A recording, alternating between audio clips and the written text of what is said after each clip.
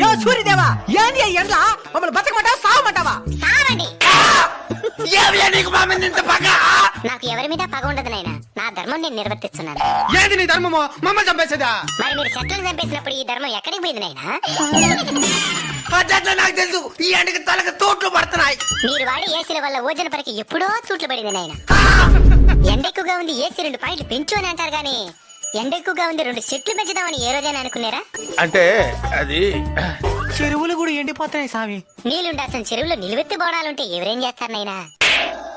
అడవులు కూడా ఎండిపోతున్నాయి సామి. మరి అక్కడే కదా నాయనా అపార్ట్మెంట్లు కట్టాల్సిందే. సామి ఈ ఎండ డాన్స్ బయటపడేదానికి ఏదైనా మార్గం చెప్పు సామి. వృక్షో రక్షిత రక్షిత. చెట్లను మీరు కాపాడితే అవి మిమ్మల్ని కాపాడతాయి. తప్పకుండా నాటి కాపాడుతాం సామి. సామి ఇంక మిఠాయి ఈ ఎండలు తగ్గినా in front there is crocodile festival. అంటే ముందుంది ముసళ్ళ పండగ అని.